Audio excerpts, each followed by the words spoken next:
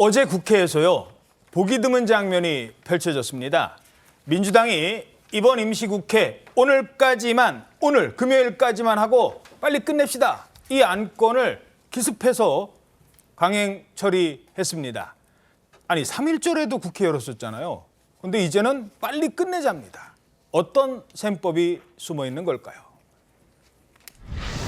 제409회 국회 임시의 회기 결정의 건에 대한 수정안은 가결되었음을 선포합니다.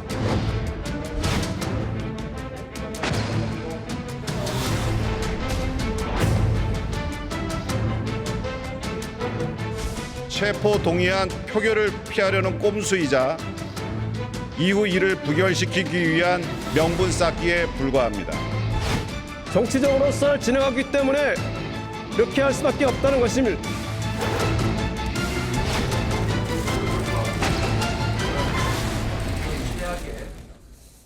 네, 당초 8월 말까지였습니다. 30일까지 임시국회 회기는 이달 말로 예정이 돼 있었는데 민주당은 오늘까지만 끝 이렇게 줄인 겁니다. 자, 일단 어떻게 보십니까? 간단하게. 예. 아니 조금 전에 우리 정행국께서 3.1절에도 국회를 열지 않았냐 그랬는데 과거에 검소완박된가요? 필리버스터를 막기 위해서 또 회기를 쪼개기까지 했습니다. 근데 이번에 이렇게 회기를 단축한 거는 누가 보더라도 이재명 대표를 지키겠다는 이재명 방탄당이다라는 것을 스스로 인정했다라는 소리를 들을 만한 사건이었습니다. 근데 저는 또 이상한 게요. 꼭 비회기 때 나를 영장을 청구하라라는 식으로 얘기를 하는데 왜 이게 본인 스스로가 불체포 특권을 포기하겠다고 선언했는데 이게 왜 비회기만 가능하고 회기 때는 안 된다라고 주장을 하는 것인지 그것도 참 이해가 안 될 뿐만 아니라 오죽하면은 국회의장인 민주당 출신인데 이 국회의장마저도 이건 잘못된 것이다라고 문제 제기를 한 것 아니겠습니까? 참 이 국회에 대해서 정말 유감스럽습니다. 예. 자, 이상식 실장님한테는 이따 민주당 다른 주장과 함께 같이 질문을 드릴게요. 민주당 입장은. 자, 민주당은 이러면서 비난의 화살을 한 곳으로 쏟아붓고 있습니다. 바로 검찰입니다. 제1야당의 대표에 대해서 즉 검찰이 이렇게 몇 년이 넘게 수사하는 것이 과연 정상입니까? 동안 수사했다면서 아직 준비가 안 됐다고 하는 게 도저히 납득이 안 됩니다. 터무니없는 얘기들을 가지고 정말 소설을 쓰고 있는데. 자, 민주당 이러면서 이재명 대표가 어제 검찰에 출석하겠다고 주장을 하기도 했습니다. 물론 무산이 됐습니다만, 자, 지금 이 피의자의 사실 이재명 대표도 피의자신 분이거든요. 이게 일반적인 건지 그렇지 않다면 왜 그럴까? 이 부분 좀 설명해 주시죠. 이제 수사에 대해서 법적으로 대응하는 게 아니라 오로지 정치적인 영향력으로 대응하고 있다 이렇게 볼 수 있거든요. 그러니까 이게 방탄도 사실 민생을 위해서 3월 1일에도 열어야 된다라고 하루도 비울 수 없다 그러다가 이제는 갑자기 그럼 이번 달에 갑자기 민생이 다 해결됐나요? 태평성대가 열렸나요? 말도 안 되잖아요. 근데 이거를 비우는 거는 구속 위기에 대한 방탄을 하다가 이제는 정치적 위기에 대한 방탄을 한다 이렇게 볼 수 있고 이 소환 시점에 대해서도 사실 수사 일정상 8월 달에 소환하고 영장 청구까지 할 수가 없어요. 제가 여러 차례 이화영 재판 파행될 때부터 이건 9월에 할 수밖에 없다. 일정상 그렇다라고 했는데 실무에서 이거 서류 준비하고 소환조사 준비하는 게 굉장히 시간이 오래 걸립니다. 그럼에도 불구하고 나는 나가가지고 할 텐데 검찰이 지금 9월에 청구하기 위해서 꼼수 부린다. 이 얘기 하나를 하기 위해서 그러는 것인데 사실 저번에도 질문지가 300페이지였잖아요. 250페이지. 그렇죠. 그거 근데 늘어가지고 300페이지까지 갔네. 그렇죠. 예. 그런데 그거 준비하려면 며칠 걸려요. 왜냐면은 수십만 페이지의 증거 기록 중에서 어떤 질문을 할지를 매칭을 시켜서 뽑아내는 작업이 굉장히 정교하고 미리. 그렇죠. 그리고 그런 시간 걸리는 거 계산해서 상대방도 그만큼 미리 통보해서 준비할 시간을 줘요. 그래서 그 시점에 오거나 그거보다 오히려 준비 더 해야겠다고 뒤로 가는 거는 가능해도 앞으로 와가지고 당장 내일 가겠다 이런 거는 있을 수가 없어요. 근데 이재명 대표는 부담이 없죠. 왜냐하면 들어가봤자 어차피 묵비권 행사할 거니까. 나는 그러니까 형사사건에서 유불리 없으니까 그냥 정치적으로 검찰에 곤란을 주겠다라는 것인데 이건 객관적으로 수사 일정상으로도 8월 청구는 원래 말이 안 됩니다. 원래 9월 이후로 가는 게 맞기 때문에 그냥 정치적으로 검찰 한번 무조건 나빠요 소리 한번 더 하기 위해 가지고 그냥 퍼포먼스를 한 것이다 이렇게 볼 수 있습니다. 자, 근데 민주당 주장도 전해드리죠. 이런 주장까지 나오고 있어요. 강선우 의원인데요. 자, 이번에도 검찰이 나섰다. 그런데 이유가 일본의 핵 오염수 이 해양 투기에 대한 국민적 분노를 야당으로 민주당으로 돌리려는 술책이다. 이렇게까지 주장을 합니다. 동의하십니까? 지금 후쿠시마 오염수 이제 투기로 인해서 국민의 분노가 뭐 조야에 들끓고 있는데 뭐 이 검찰이 어떻게 뭐 한다고 해서 이런 분노가 가라앉을 것 같지는 않고요. 저는 이렇게 생각합니다. 의심스러울 때는 피고인의 이익으로 하는 말이 있습니다. 저는 검찰이 또는 정부 여당이 제1당에 대한 대표를 이 정도 출석 시기 정도 조절을 못 해주나. 아니 이재명 대표의 생각이 뭐겠습니까? 본인이 그랬잖아요. 비회기 중에 자기를 영장 청구를 해라.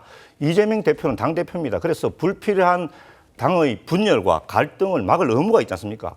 회기 중에 영장을 청구하면은 불필요하게 또 그걸 둘러싼 여러 가지 논란이 일고 갈등이 있을 수 있고 하니까 그걸 방지하기 위해서 자기는 혼자서 그런 방탄을 제거하고 혼자서 걸어가겠다 이렇게 하시는데 그게 어떻게 방탄이 되느냐 저는 이렇게 되묻고 싶습니다.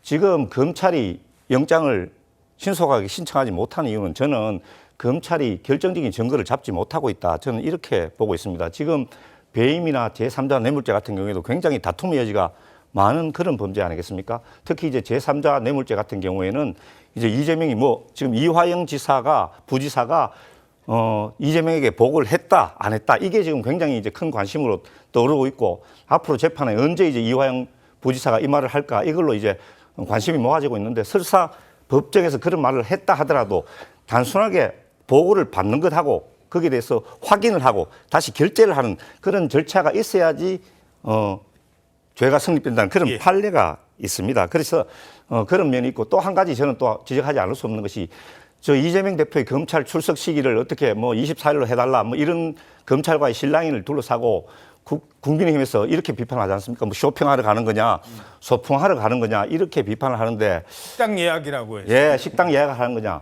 이재명 대표가 지금 소풍하는 게 아니고 쇼핑하는 것도 아닙니다. 지금 이 대표는 엄청난 고난을 겪고 있지 않습니까? 그러면은 같이 정치를 하는 동업자 입장에 있는 사람들로서는 그래 뭐 그럴 수도 있다. 좀 동정을 해 주시든지 뭐 그렇게 할 수는 있는데 그걸 너무 비판한다. 가령 김기현 대표 같은 경우에도 본인의 울산 땅 문제 때문에 뭐 완전히 의혹에서 자유로운 것은 아니지 않습니까? 좀 정치적인 금도 좀 그런 걸 좀 지킬 필요가 있다. 저는 그렇게 봅니다. 알겠습니다. 자, 그런데 그야말로 설상가상일까요? 이번엔 이재명 대표가 사용했다는 일본제 샴푸도 논란이 되고 있습니다. 법인카드 사용 문제를 제기한 제보자의 폭로로 알려졌는데 어제 국민의힘 최고위 회의에 이 문제의 샴푸가 직접 등장했습니다. 샴푸의 요정 이재명 대표님, 입으로는 반일 선동하면서 머리카락은 친일입니까? 바로 여기 이재명 대표가 경기도 공무원을 시켜 청담동까지 가서 사오게 했다는 일제 샴푸를 가져왔습니다. 단도직입적으로 이재명 대표에게 묻습니다. 제가 들고 있는 이 일제 샴푸로 머리 감았습니까? 안 감았습니까? 네. 사실 뭐 정치적인 퍼포먼스의 차원도 있기 때문에 저 문제는 뭐 굳이 많이 다루진 않겠습니다. 그런데 저희 최지연 기자가 이 제보자를 직접 만났어요. 그죠? 네. 그래서 오랜 시간 인터뷰를 했는데 자, 일단 그 제보자의 얘기도 좀 들어보죠. 뭐라고 얘기를 하던가요? 일단 이 제보자가 작년에 이미 한 차례 폭로를 한 이후에 다시 한번 이제 폭로의 장에 서게 된 이유는 작년에 이제 본인이 했던 얘기가 워낙 그 김혜경 씨의 법인카드 유용 의혹으로만 한정돼서 이제 논란이 됐던 부분에 대해서 그거는 부인 김혜경 씨만의 문제가 아니고 그 유용에 대해서 지시 혹은 묵인했던 이재명 대표 스스로에게도 잘못이 있었던 것이다라고 하면서 궁극적으로는 법인카드 횡령 의혹까지도 이재명 대표가 받을 수 있다 이런 주장을 하는 거거든요. 예. 그러면서 지금 폭로하는 내용들이 이재명 대표가 이 법인카드 사용에 직접 혜택을 받았고 혹은 이 법인카드 사용에 대해서 알고 있었다라는 정황들에 대해서 지금 폭로를 하고 있는 거예요. 예. 근데 그 와중에 하나가 이제 지금 말씀을 하신 뭐 화면에서 봤던 이 샴푸인데 저 샴푸예요. 예, 이제 이거는 이재명 대표가 이제 청담에 있는 미용실을 다녔었다고 해요. 근데 그 미용실 뭐 머리 해주시는 분이 이 샴푸 좋으니까 이 샴푸 써라 이렇게 권유를 해줘가지고 아, 시중에서 안 파는 아주 좋은 샴푸가 있다. 맞다. 예, 그래서 이게 잘 맞으니까 이걸 쓰도록 해라 이렇게 권유를 받아서 저 샴푸를 쓰기 시작했는데 그 이후에 이제 저 샴푸를 쓰니까 이제 이 제보자 위에 있던 5급 공무원 배모 씨로부터 그 미용실에 또 가서 청담 미용실에 가서 그 똑같은 제품을 다시 사오라 이런 지시를 받고 청담 미용실에 직접 가서 공수를 해온 샴푸라고 합니다. 자, 그러니까 적어도 그 제보자가 저 사진 올린 거 있죠. 저 신부름 이제 가서 샴푸 사오세요. 그러니까 네, 사왔습니다. 그래서 인증샷 찍어서 그 돈을 경기도에 영수증을 제출하면 비서가 돈을 줬다. 이 부분은 어제 짚었습니다만, 자, 저 날짜가 나오거든요. 오후 1시 21분.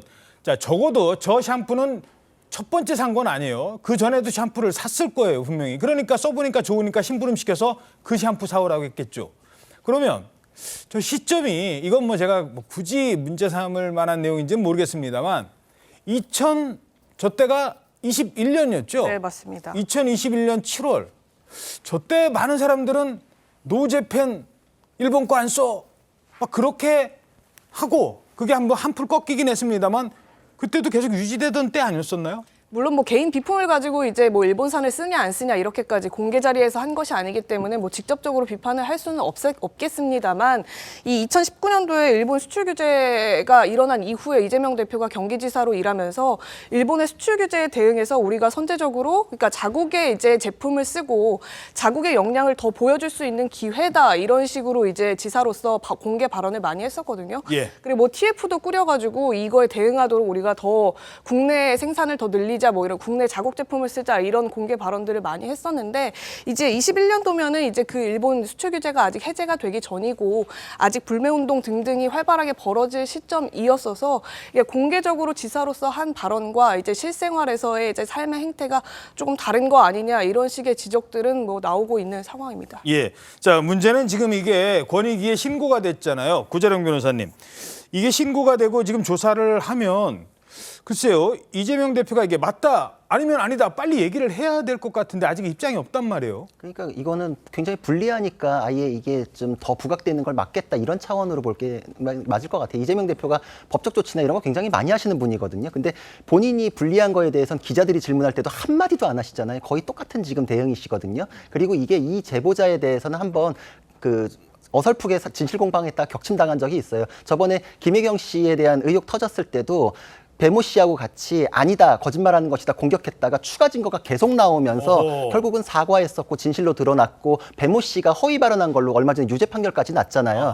한 번 싸워가지고 안 됐다. 이거 진짜 더 터져 나와가지고 내가 거짓말한 것까지 포개지는구나라는 걸 확인했기 때문에 지금 이 공익 제보자 같은 경우에는 뭐 백숙, 초밥 뭐 이런 거에 대해서 다 진실이었는데 갑자기 일제 샴푸 하나를 거짓말로 껴넣을 리가 없거든요. 예. 그러면 이재명 대표도 너무 잘하는 거예요. 게다가 이게 지금 부각돼가지고 조사가 더 들어갔을 경우에 이게 지금 지난번에는 업무상 횡령이나 배임에 대해서만 문제가 됐어요. 근데 그렇죠.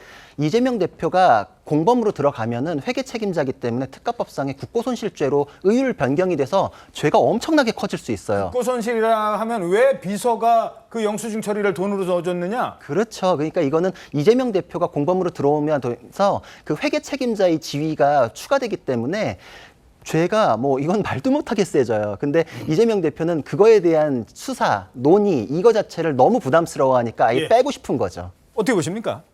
좀 치졸합니다. 정치의 품격이라는 말도 생각나고요. 이재명 대표가 지금 엄청난 검찰 수사를 받고 있는데 이 정도가 조금 추가된다고 해서 무슨 큰 문제가 되겠습니까? 대답할 가치가 없으니까 대답을 안 하는 것이죠. 저는 이렇게 봅니다. 예.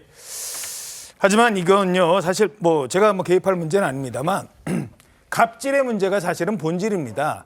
자, 이렇게 이 제보자가 저희들 지금 녹취가 없어서 당장은 못 들어드리겠습니다만 아마 기억나실 겁니다.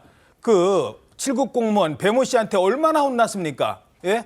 그 김혜경 씨 앞으로 좀 지나갔다고 비 오는데 차 제대로 똑바로 안 됐다고 왜 이재명을 제대로 못 모시냐고 왜 김혜경을 똑바로 못 모시냐고 일요일 날 나가서 밥 지으라고 했잖아요. 밥상 차리라고 했잖아요. 밥상 차려줬습니다. 그게 대한민국 7급 그 공무원에 당했던 일이거든요. 그런데 이분이 그래서 그걸 제보를 했는데 아무것도 달라진 게 없다라고 해서 그러니까 이분의 입장에서는 아니 뭐가 존경할 만한 일을 했어야 존경을 하지 그렇다고 나한테 그거 잘못했다고 하느냐라는 차원의 제보였거든요.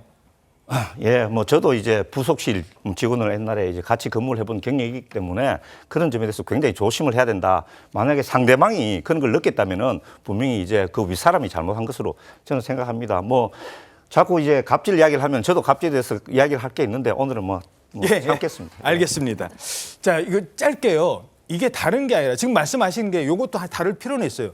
자, 샴푸 하나가 뭐냐라고 하지만 국민들 입장에서는 바로 이런 거 법인카드 몰래 빼먹고 초밥, 샴푸 오히려 뭐 저기 백현동에서 얼마의 배임 뭐 이런 것보다 사실 국민적 감정은 이런 데 있는 거거든요. 네. 정치를 하셨으니까 알게. 그 조국 전 법무장관이 지금까지 비판을 받는 이유가 결국은 가재, 붕어, 개구리를 위한 세상을 만들겠다. 금수저, 흙수저 운운하면서 그랬는데 막상 자기 자식들의 입시 문제를 보니까는 용을 어떻게 해서든지 만들기 위해서 거의 수단 방법을 가리지 않았다. 그래서 뭐 7개의 문서가 허위 조작되고 지금 그래서 그 딸이 그 학교의 학위가 전부 이제 소멸되는 그런 상황까지 맞지 않았습니까? 그러니까 국민들은요, 사실은 위선에 대해서 문제 제기를 하는 거거든요. 예. 근데 이재명 대표도 정의, 불공평 얘기하면서 그 뭐 호밀이 들어간 비싼 샌드위치에 청담동 샴푸 이러니까 저 사실 말하기도 싫어요, 이런 거. 근데 아유, 왜 이렇게 민망한 상황을 대한민국 제1야당의 정치인이 만드는지 좀 이해가 안 가요. 예, 알겠습니다. 하지만 아직까지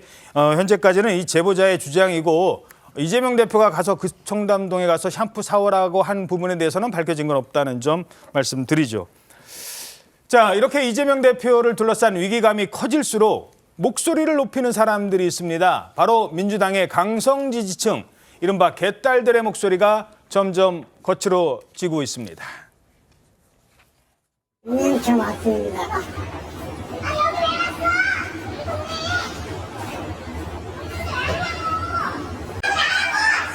여기 경로당이고 주민들이 계시. 저는 여기 경로당이고.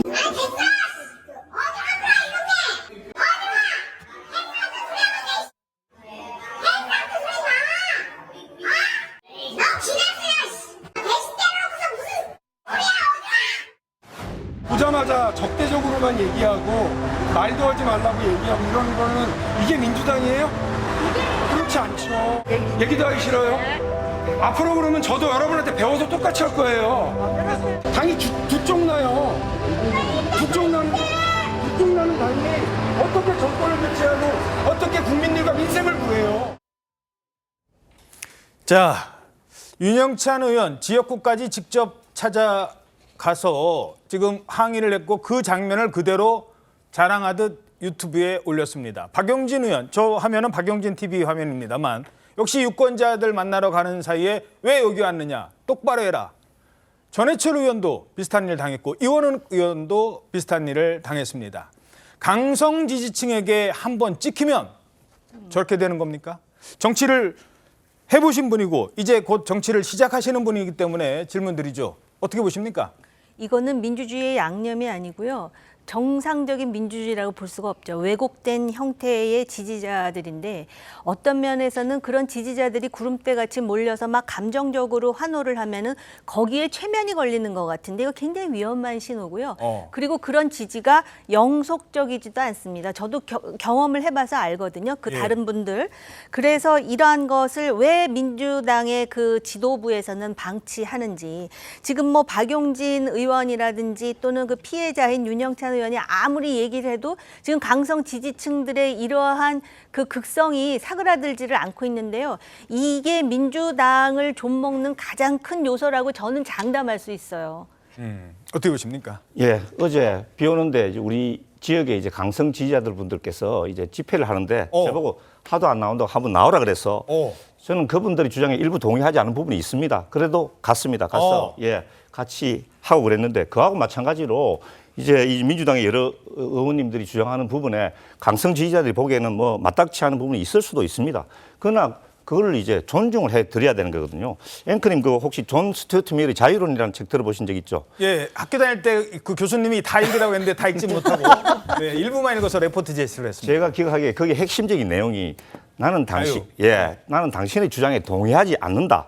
그렇지만 당신이 그 말을 할 수 있는 자유는 내가 지켜주겠다 이런 구절이 생각이 나거든요. 그거하고 마찬가지로 아니 민주정당에서 다양한 목소리가 분출하는 것이 그게 너무나 당연한 현상이고 우리 민주당이 그것을 자랑스러운 전통으로 이제 지내왔는데 일부 이제 강성 지지자들이 다른 자기들하고 다른 이야기를 한다고 해서 그분들에서 저렇게 너무 비판을 도를 넘는 비판을 하고 이렇게 좌표를 찍어가지고 공격한다. 저는 그것은 우리나라 전체 민주주의에 위해서도 바람직하지 않다.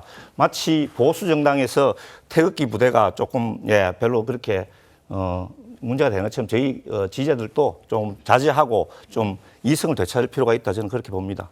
예. 저도 지금 자유론 얘기하셨는데 거기에 되게 주옥 같은 문장 중에 틀린 주장의 의미가 하나를 찾자면 맞는 주장이 왜 맞는지를 극명하게 더 드러내기 때문이다라는 문구가 있거든요. 개딸이 아마 그런 역할을 하고 있지 않나 싶습니다. 예, 알겠습니다.